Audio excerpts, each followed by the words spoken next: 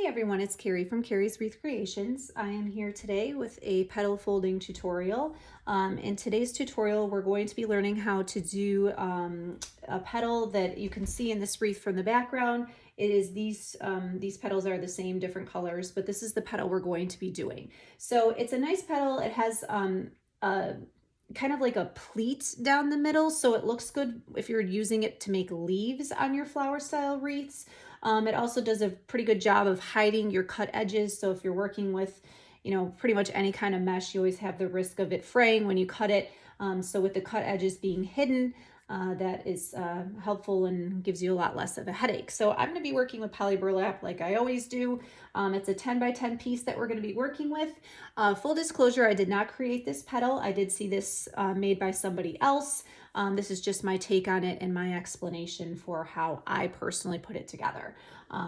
So we're going to have 10 by 10 poly burlap. I did cut it with a wood burning tool to prevent fray, although if you can take a look again at these background petals here, you don't really see the cut edges, so not too much to worry about in terms of fray. I do have my Unique in the Creek board ready with a zip tie so I can have something to put my petal in when I'm done. I do have affiliate links for all of my supplies and materials. I have an Amazon shop as well as a Unique in the Creek affiliate link where you can buy the boards and all kinds of wreath making supplies and materials. You can find that in the description box below. So let's get started. We have 10 by 10 again. Now with this, okay, here are my factory edges, here are my cut edges. You do want to pay attention to where those are for petal consistency, and because I want the factory edge to be what's showing. Now you don't see too much of the edge, but you do a little bit, okay?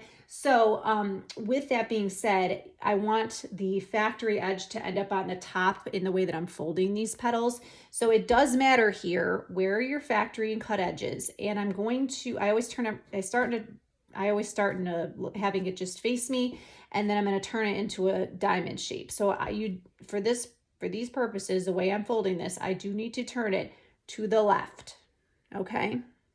So here are my factory edges, here are my cut edges. Now it's in a diamond shape.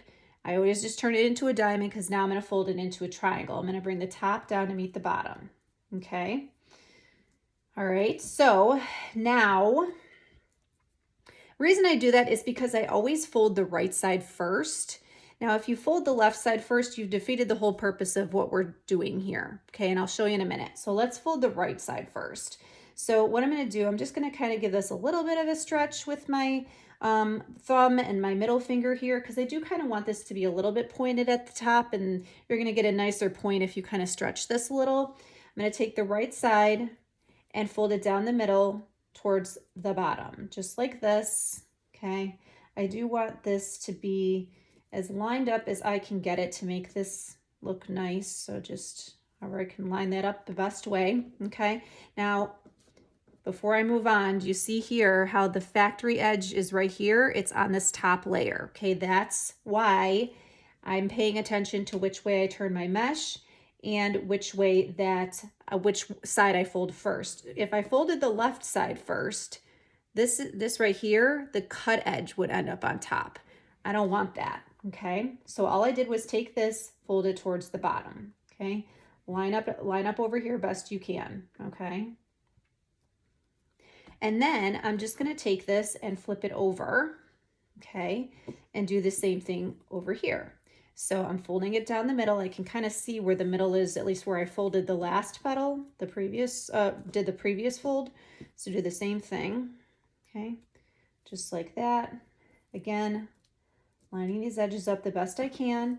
And here again, factory edges on top, which is what I want, okay. It looks the same on both sides. I've seen this called the pinwheel petal, because if it turned, it makes no difference which side you're looking at. Okay, and they should be even on both sides. And then I'm just going to take this, and about 2 inches from the bottom, I'm going to give this a pinch just like this. Okay.